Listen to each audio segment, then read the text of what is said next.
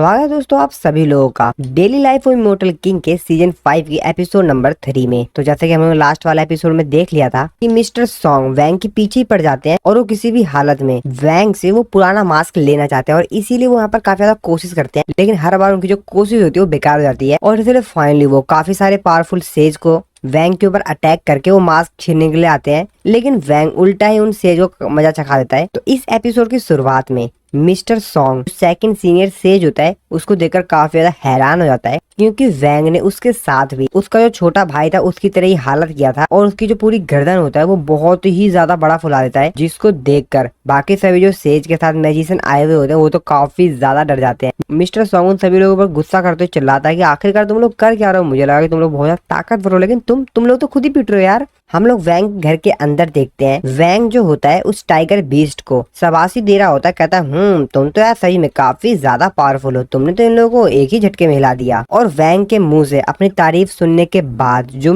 Tiger beast होता है वो तो बहुत ही ज्यादा खुश हो जाता है। वैंग अपने मन में सोच रहा होता है यार इसकी थोड़ी सी मैंने तारीफ क्या कर दी, ये तो भाई पूरा चिपकने लग गया मेरे से। अब वैंग के घर के बाहर मिस्टर सॉन्ग बाकी सभी जो सेजिस होते हैं उनके पास आते हैं और उन सभी को बोलते हैं भाई तुम लोग लड़ने वाले तो हो ना, कहीं तो अपने जो दोनों सीनियर्स थे उनकी तरह हार तो नहीं मानोगे ना। लेकिन वो लोग तो काफी ज्यादा डर गए होते हैं, उनकी हालत खराब होती है। वो लोग कहते हैं भाई हम नहीं लड़ने वाले, तुम थर्ड सीनियर से बात कर लो, हम लोग तो चले जाते हैं। और ऐसा कहकर वो सभी लोग वहां से भाग जाते हैं। थर्ड सीनियर वो भी काफी ज्यादा डरा हुआ होता है और वो उन लोगों को देखता है कि वो लोग किस तरीके से भाग के वहां से चले गए और उन लोगों को काफी बुरा भला सुना रहा होता है। जिसके बाद मिस्टर सॉन्ग उससे बोलते हैं वैसे तुम तो नहीं भागने वाले हो ना, जिस पर थर्ड सीनियर सेज कहता है कि अरे नहीं बिल्कुल नहीं, अगर ऑथर चाहता है कि मैं इसी एपिसोड में मर जाऊं तो मैं नेक्स्ट एपिसोड को सर्वाइव कर ही नहीं पाऊंगा और मैं अपनी मौत को टाल भी नहीं सकता, चलो देखते हैं क्या होगा। और ऐसा कहने के बाद काफी ज्यादा जोश में वो वैंग के घर के ऊपर अटैक कर देता है और चिल्लाते हुए कहता है कि तुम इस घर के अंदर हो, मैं तुमको छोड़ूंगा नहीं, तुमने मेरे सीनियर्स की जिंदगी छीनी है। और वो वैंग के एकदम करीब ले जाता है अपनी तलवार, लेकिन वैंग अपनी आंखें बंद करके अपनी पावर दिखाता थोड़ी सी और वैंग के चारों तरफ एक कवच सा बन जाता है, जिस वजह से जो थर्ड सीनियर सेज होता है उसकी जो तलवार होती है वो पूरी तरीके से टूट जाती है। वो कहता है क्या ये क्या मजाक चल रहा है। अब ये देख कर काफी ज्यादा हैरान हो गया होता है, वो अपने मन में सोचता होता है क्या इसने इतना सब कुछ सिर्फ पल के झपका के कर दिया। तो वैंग ने सिर्फ अपनी आंखें बंद करके खोला होता है, मतलब बस अपनी पल के झपकाई हुई होती है और ये सब कुछ हो जाता है। अब उस जो थर्ड सेज होता है उसकी तो हालत खराब हो गई होती है।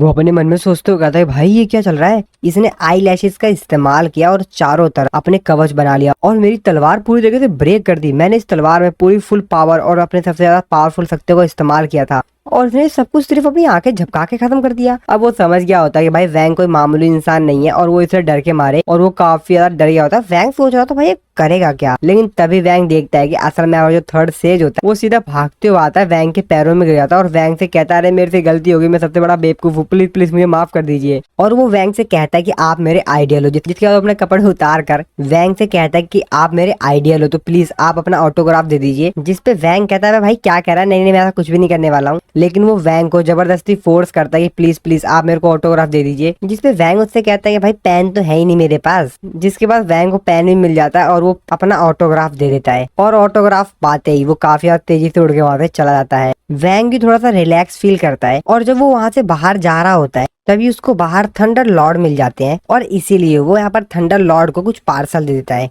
थंडर लॉर्ड कहते हैं अब ये क्या है, और वो सीधा यहाँ पर वैंग के पास लेकर आते हैं सामान। और जब वो अपने घर के अंदर आते हैं तो वहां पर एक बहुत बड़ा सा होल देखकर काफी ज्यादा गुस्सा करते हैं वैंग के ऊपर। वो वैंग से बोलते हैं कि आखिरकार मेरे छत पर इतना बड़ा होल कैसे हो गया, जिसके बाद वैंग उनको सारी बातें बताता है, जिसको कहते हैं क्या। और तभी वो वैंग को वो पार्सल देते हैं जो कि उसको अभी यहाँ पर थर्ड सेज ने दिया था। वैंग उस बॉक्स को खोल कर देखता है, उसके अंदर कुछ नोटबुक होता है और कुछ और सामान होते हैं, जिसको देखकर वैंग कहता है ये क्या चीज है। थंडर लॉर्ड वैंग को बताते हैं कि असल में ये जो लिक्विड है ये कल्टीवेशन इनहेंसर है और यहाँ पर जो बाकी नोटबुक्स होती हैं उसमें भी काफी सारी इन्फॉर्मेशन लिखी हुई होती है, जिसको थंडर लॉर्ड पढ़ के काफी ज्यादा हैरान होते हैं, कहते हैं इसमें तो काफी सारी इन्फॉर्मेशन लिखी हुई है। थंडर लॉर्ड वैंग को बताते हैं कि ये जो लिक्विड है साथ ही में वो जो मास्क जो कि तुमने मेरे को रखने के लिए दिया था वो असल में मॉक्सियन कैसल जो है उसको कंट्रोल करता है, इन सब के पीछे मॉक्सियन कैसल का हाथ है। जिसकी बात सुनने के बाद वैंग अपने मन में सोच रहा था ये बात है। थंडर लॉर्ड काफी ज्यादा गुस्सा होते हैं और कहते हैं क्या बकवास चल रहा है, ये मैक्सिकन कैसल ये सब कुछ कर रहा है। तभी थंडर लॉर्ड के फोन पर डार्कनेस का फोन आता है,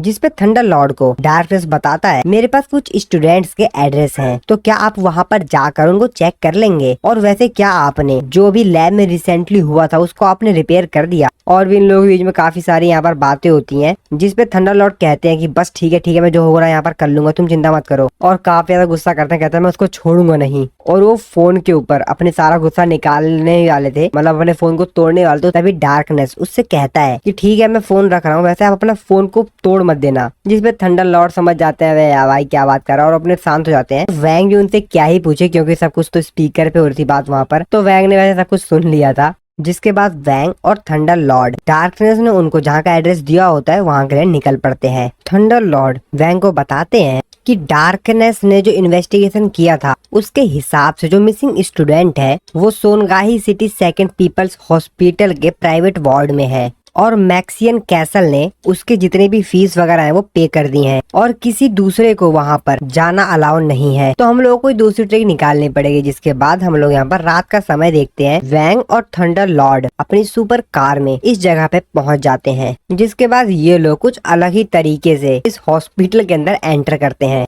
थंडर लॉर्ड अपने मन में सोचते कहते हैं कि आखिरकार इस प्रकार कौन एंट्री करता है। तभी यहाँ पर जो आईपीडी का डायरेक्टर होता है वो इन दोनों का वेलकम करता है और कहता है कि इमोर्टल वैंग और सीनियर थंडर आप दोनों से मिलकर मेरे को अच्छा लगा, और जो भी सिचुएशन है वो मेरे को मास्टर केव इमोर्टल ने पहले ही बता दिया है, तो आप लोग आइए मेरे को फॉलो कीजिए। और इनको ये सब कुछ करता हुआ मिस्टर सॉन्ग अपनी कार में बैठकर देख रहा होता है। वो अपने मन में सोचते कहता है कि इनकी ऐसे की तैसे मैं इनको छोड़ूंगा नहीं। फिर ये तीनों जने हॉस्पिटल के अंदर पहुंच जाते हैं, जहाँ पर जो डायरेक्टर होता है इन दोनों को बताता है कि हाँ ये वही जगह है, ये लीजिए आपका पास। जब तक आपके पास ये पास रहेगा आप ऑब्जर्वेशन एरिया के अंदर एंटर कर सकते हो और आपको कोई भी कुछ नहीं बोलेगा। आप लोग आराम से जो भी आप यहाँ पर काम करने के लिए आए हैं वो काम करिए। तो थंडर लॉर्ड और डायरेक्टर के बीच में एक सौदा होता है। डायरेक्टर यहाँ पर थंडर लॉर्ड को पास देता है, उसके बदले में थंडर लॉर्ड उसको काफी सारी सोने की मुद्राएं देते हैं। वो पाकर वो काफी ज्यादा खुश होता है, कहता है चलिए ठीक है आप अपना काम कीजिए, और फिर वो वहाँ से चला जाता है। जिसके बाद थंडर लॉर्ड और वैंग दोनों उस प्राइवेट वार्ड में एंटर करते हैं, जहाँ पर सामने वो उसी स्टूडेंट को देखते हैं जो की अलग ही पोजीशन में होता है और इन दोनों को दिखा रहा होता है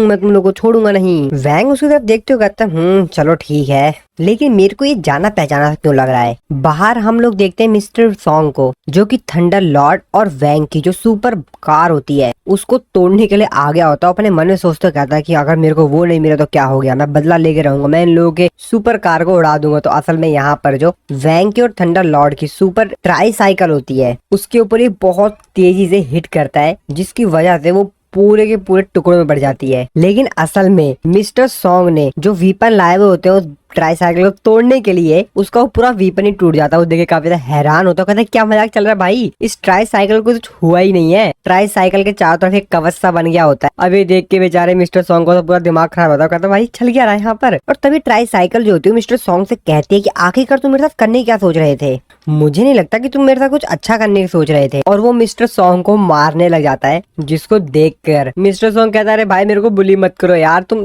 ठीक है मेरे को छोड़ दो यार, अभी ये तो साइकिल है ना, ये बोल कैसे रही है। और फिर जो यहाँ पे ट्राई साइकिल होती है वो फिर से उसको बहुत ज्यादा पीटती है। वो कहती है तुम्हारी हिम्मत कैसी फालतू बोलने की। अब मिस्टर सॉन्ग के पास कोई भी चांस नहीं बचता है, वो भागते हुए भाई अपनी कार के अंदर जाता है और वहां से निकल जाता है। लेकिन ट्राई साइकिल कहते हैं रुक रुक, और वो बहुत ज्यादा तेजी से उसके पीछे पड़ जाता है। वो सोच रहा था चलो मैं बच तो गया, लेकिन तभी वो अपने शीशे में देखता है, देखता है कि पीछे जो ट्राई साइकिल है अभी भी उसका पीछा कर रही है काफी ज्यादा तेजी से, जिसके बाद अपनी कार की स्पीड बहुत तेज कर देता है। लेकिन जो ट्राई साइकिल होती है वो भी उसके पीछे बहुत ज्यादा तेजी से पड़ जाती है। तभी हम लोग रोड के बीच में कुछ पुलिस ऑफिसर्स को देखते हैं। उनमें से जो सीनियर पुलिस ऑफिसर कहता है यार आखिरकार हम लोग का यहाँ पर काम क्या है, क्योंकि लोग जो है ज्यादातर जो ट्रेवल है वो तो अपने फ्लाइंग शॉट से ही कर लेते हैं। और तभी उन लोगों के सामने से काफी और तेजी से मिस्टर सॉन्ग और वैंग की जो ट्राई साइकिल होती है बहुत तेजी से वहां से गुजरते हैं, उनकी पूरे टोपी उड़ जाती है। वो कहते हैं ये क्या था। इन लोगों के पास जो स्पीड कैमरा होता है वो भी ब्लास्ट हो गया होता है। ट्रैफिक पुलिस ऑफिसर कहता है कि चीफ हमारा स्पीड कैमरा फूट गया। चीफ कहता है क्या, आखिरकार इतनी रात में ये लोग कर क्या रहे हैं, इतनी तेज कौन गाड़ी चला रहा है। तभी वो अपने आगे हेड ऑफिस में फोन करके बताते हैं कि 2 कार जो कि बहुत ही ज्यादा तेजी से हाईवे पर जा रही है, उस कार के बारे में पता लगाओ। उनकी जो मैक्सिमम स्पीड है वो बहुत ही ज्यादा तेज है, उनको किसी भी हालात में रोक। उन लोगों को बताया जाता है कि हम लोगों ने उन कार्स को रोकने की कोशिश की, लेकिन ये बहुत ही ज्यादा तेज थी और हम लोग उनको रोक नहीं पाए। तभी हेड क्वार्टर से नोटिफिकेशन दी जाती है कि उन कार्स के नंबर प्लेट को कैप्चर करने की कोशिश करो। सर्विलेंस कैमरा के थ्रू उनकी फोटोज कैप्चर करने की कोशिश की जाती है। तभी उन लोगों को पता चलता है, कहते हैं क्या एक तो कार है भाई, दूसरी क्या है? और उन लोगों को पता चलता है कि असल में जो दूसरी वो ट्राई साइकिल है, जिसको सुनने के बाद ट्रैफिक पुलिस ऑफिसर कहता है क्या क्या, क्या ट्राई साइकिल? क्या हम लोग कोई सपना देख रहे हैं? दूसरी तरफ हम लोग हॉस्पिटल के अंदर लैंक और थंडर किंग जो कि अपना काम पूरी तरीके से खत्म कर चुके होते हैं। अब डायरेक्टर भी देखे काफी ज्यादा हैरान होता, कहता है कि इमोर्टल वैंग, जिंदगी में ऐसे मौके कभी कभार मिलते हैं, मैं तो बहुत ही ज्यादा लक्की हूँ कि मैं इस इंसिडेंट का एक विटनेस हूँ। तभी वैंग थंडर लॉर्ड से कहता है कि मुझे लग रहा है कि हम लोगों को देखा जा रहा है, यहाँ पर मुझे एहसास हो रहा है कि कोई हमको देख रहा है। और इसी सीन के साथ हमारा ये वाला एपिसोड यहाँ पर खत्म हो जाता है। सो दोस्तों, नेक्स्ट एपिसोड को देखने का चैनल को सब्सक्राइब जरूर से कर देना।